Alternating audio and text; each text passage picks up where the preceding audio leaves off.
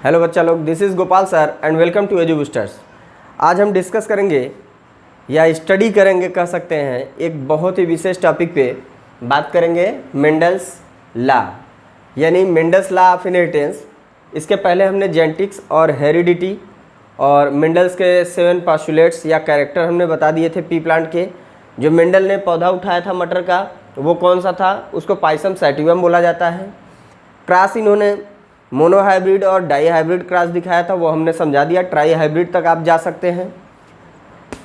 यहाँ कैरेक्टर आपको बताना चाहेंगे, एक होता है डोमिनेंट या डोमिनेंस भी बोलते हैं, तो आप डोमिनेंट याद रखिए, डोमिनेंट। एक होता है रिसेसिव, ये हो गया रिसेसिव। अगर हम कोई भी कैपिटल वर्ड लिख रहे हैं तो ये डोमिनेंट है, और उसी का स्मॉल लिख रहे हैं तो ये रिसेसिव है। ये आप लोगों के माइंड में एकदम सेट होना चाहिए बेटा, क्योंकि ये सेट है तो सारी चीज़ें तैयार है। बात अगर इन दोनों की करेंगे, यहाँ पे अगर हम बात कर लें, मान लो यहाँ पे हम टी और टी लिख ले रहे हैं, क्योंकि बच्चे यहीं पढ़ के आए हैं 12th से, तो ये आसान होता है। ये स्पेशल एक कैरेक्टर है, सिंगल कैरेक्टर। दोनों को अगर मिला दें तो सिंगल ही कैरेक्टर है। ये कैरेक्टर क्या है? सिंगल है। अब इसके साथ साथ आपको हमने कैरेक्टर बता दिया कि ये कैरेक्टर जो है हाइट का ही बात हो रहा है।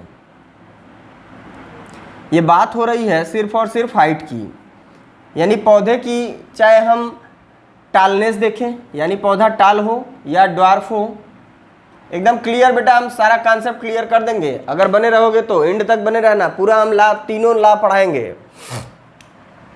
ये टाल है, ये ड्वार्फ है, लेकिन बात तो सिर्फ हाइट की हो रही है ना भाई। हम लंबे हैं या छोटे हैं, बात तो मेरे हाइट की हो रही है ना। अगर आपको मेजरमेंट करना है तो आप मीटर से ही करोगे, एक ही पैमाना यूज करोगे ना, चाहे आप लंबाई नापो या छोटाई नापो। तो मिला जुला के एक ही कैरेक्टर हुआ बेटा। लेकिन इस कैरेक्टर के लिए ये क्या है? ये जो है इसको बोलते हैं ट्रैट। यह है ट्रैट। यहाँ पे 2 ट्रैट यूज हुए हैं, एक टाल वाला ट्रैट यूज हुआ है तो दूसरा ड्वार्फ वाला ट्रैट यूज हुआ है, ये याद रखना। इसके बाद अगर हम बात करें, यहाँ पे जो ये पर्टिकुलर है और ये है, इनको एक को उठाया जाए तो बोला जाता है एलील। इनको बोला जाता है एलील। इस एलील के अंदर जो कैरेक्टर ट्रांसफर होकर अगले पीढ़ी में जाता है वही है जीन, और यही जीन ही अंदर के तरफ से बाहर जाता है, जिसे जेनेटिक मटेरियल बोला जाता है। आई मीन डीएनए, और डीएनए की यूनिट ही आप जानते हो जीन है। ये भी क्लियर?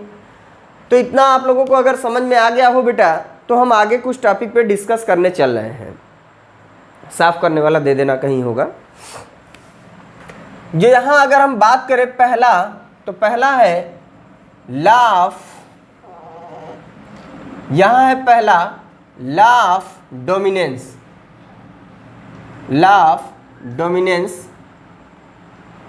देखिए साफ करने वाला होगा, क्योंकि मेंडल ने जो एक्सपेरिमेंट किया था उन्होंने 3 नियम बताए।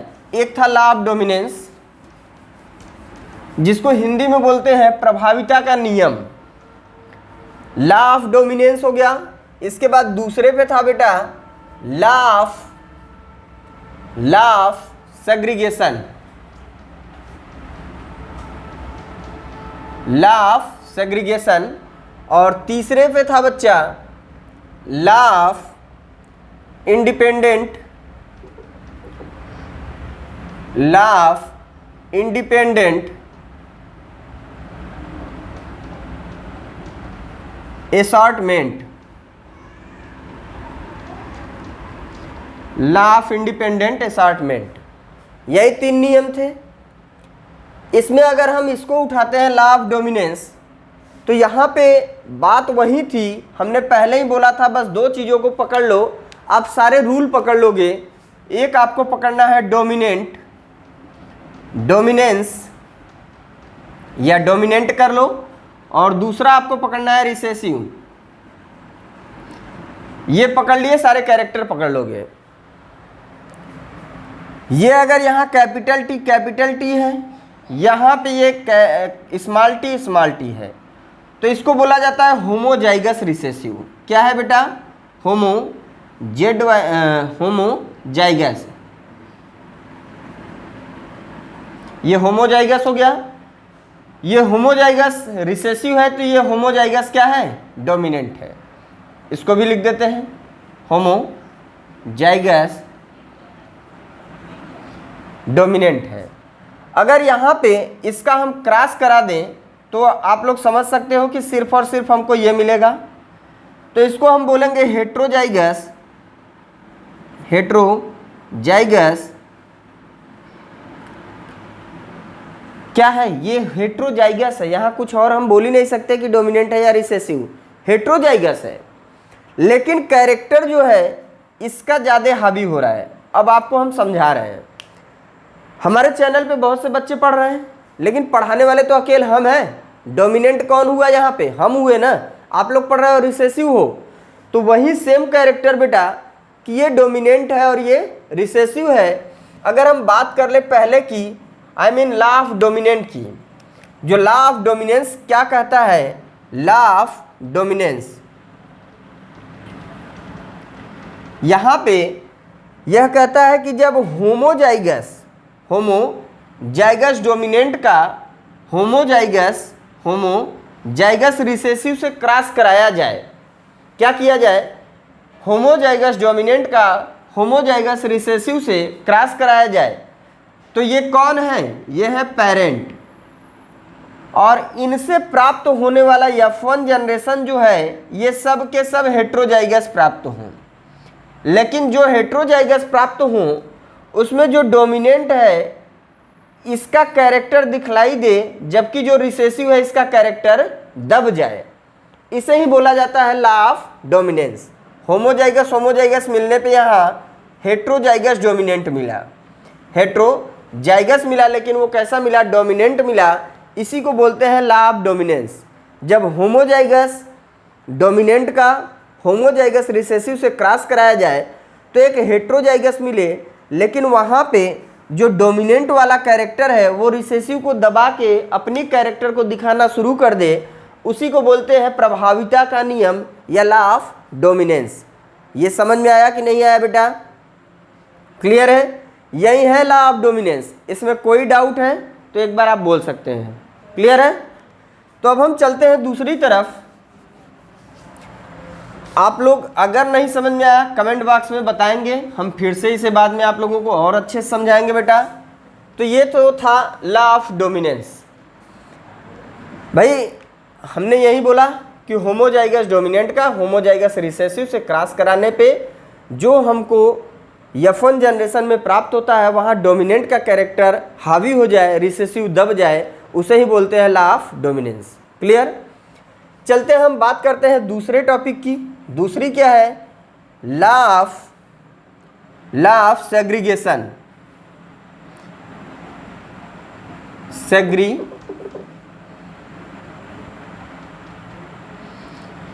लॉ ऑफ सेग्रीगेशन को एक और नाम से बोला जाता है purity of gametes. Purity of gametes क्यों बोला जाता है ये दिखा दे रहे हैं।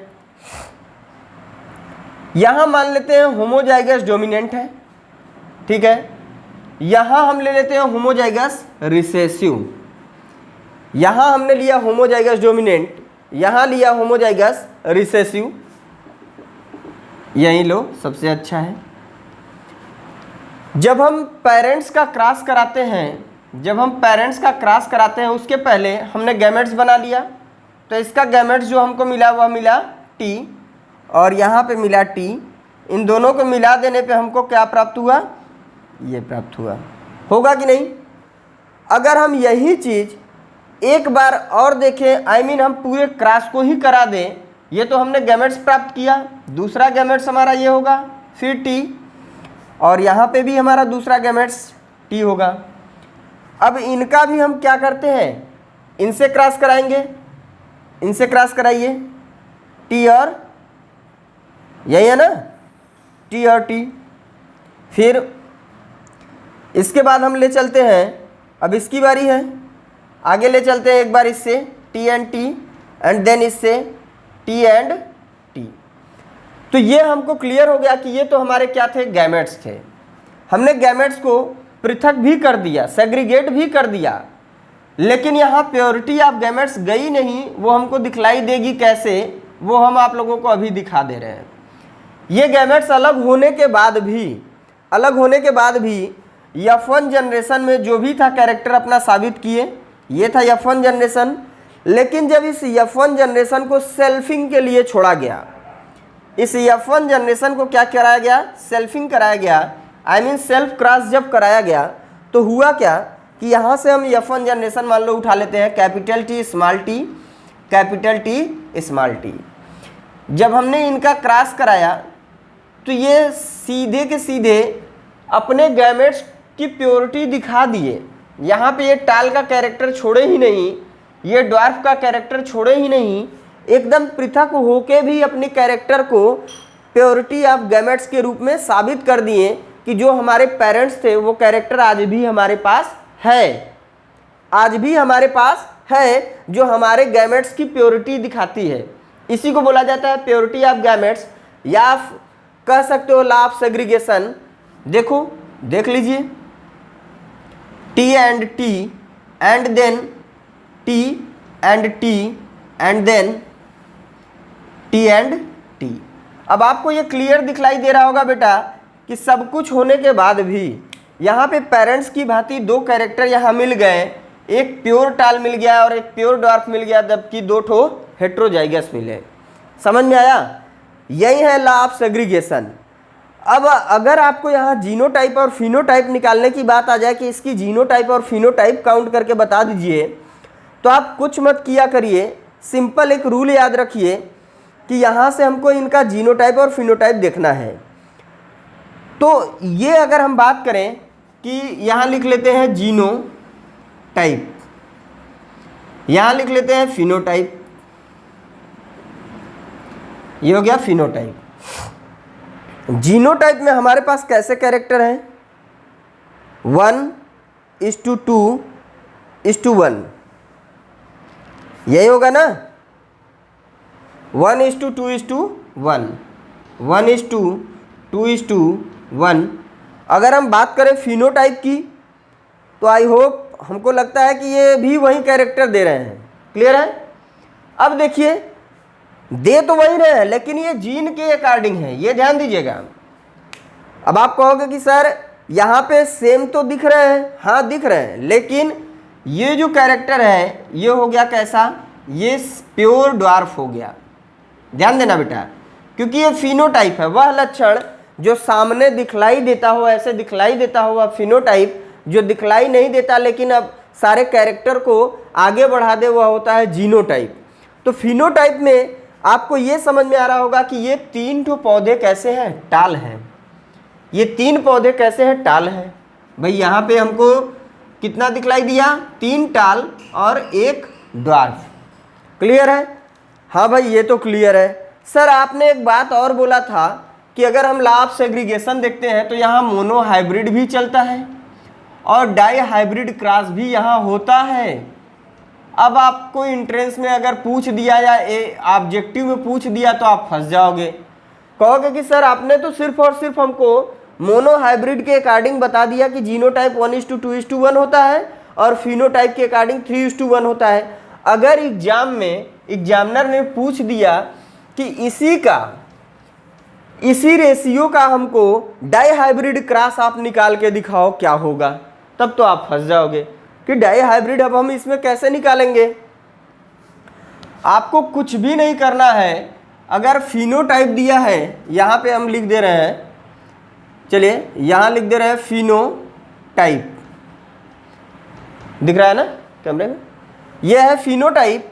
तो फिनोटाइप के लिए हम क्या करेंगे भाई, हमारा जो पहला मिला था वही हम लिख लेंगे 3:1। क्लियर है? ये याद रखिएगा, डाई हाइब्रिड के लिए निकाल लेंगे। ये हमारा मोनो के लिए था और 2 ठो मोनो हम क्या कर देंगे, प्लस कर देते हैं 3:1। तो भाई 2 मोनो तो मिल गया, लेकिन अब इनका हमको क्या करना है, एक दूसरे से गुणा कर देना है, 1 3। क्लियर है बेटा? फिर 3, देखो ये थोड़ा सा डिफरेंट होता है, फिर 3, फिर इसके बाद चलते हैं चालू है? पास किए थे या कैसे? चलिए, फिर इसके बाद यहाँ पे 9। अभी हम बात करते हैं 9:3:3:1। तो ये रेशियो आपको जो मिला है यह है बेटा डाई हाइब्रिड के लिए फिनोटाइप। यह है डाई हाइब्रिड के लिए फिनोटाइप। लेकिन अगर हम बात करें यहाँ पे जीनोटाइप, अगर हम जीनोटाइप की बात करें वह कैसे निकलेगा भाई? वह तो बड़ा लंबा चौड़ा हो जाएगा सर जी। तो उसके लिए भी सेम फार्मूला। जीनोटाइप हमारा मोनो के लिए क्या निकला था? मोनो के लिए निकला था 1:2:1। सर जी आपने कहा था गुणा कर दीजिए, हाँ कर दो बेटा, सेम लगा देते हैं 1। देखो थोड़ा इधर से कर लेंगे तो ज़्यादा आसानी हो जाएगी। 1 का इन सब में करेंगे 1:2:1। ये 1 कैंसिल हो गया, 2 की बारी है 2:2, 2 1 जा 2, 2 2 जा 4, फिर 2 1 जा 2। क्लियर हो गया यहाँ तक? 2 का खत्म, ये कैंसिल, बचा 1, फिर 1 1 जा 1, फिर 1 2 जा 2, फिर 1 1 जा 1। तो ये हम निकाल लेंगे बेटा, ये हमारा डाई हाइब्रिड हो गया। ये क्या है? Dihybrid. किसके लिए? ये डाई हाइब्रिड है हमारा जीनोटाइप। अब आप कहोगे डाई हाइब्रिड जीनोटाइप सही है या गलत, तो उसके लिए आप काउंट कर लीजिए। 2 1 3 1 4 2 6 4 10 2 12 1 13 14 15 16। अगर 16 आपका आ जाता है तो यह सब सही है, क्योंकि अब जब आप रखेंगे इसको पुनेट स्क्वायर चार्ट में तो आप क्लियर हो जाएंगे। आई होप आप लोगों को ये वीडियो बहुत ज़्यादा अच्छे से समझ में आया होगा, लॉ ऑफ सेग्रीगेशन और लॉ ऑफ डोमिनेंट। मिलते हैं इसके बाद लॉ ऑफ इंडिपेंडेंट असार्टमेंट में, क्योंकि वो थोड़ा सा लंबा हो जाएगा। और अच्छा लगा हो वीडियो तो प्लीज़ चैनल को लाइक करिएगा, कमेंट करके ज़रूर बताएं। Thank you for watching my video.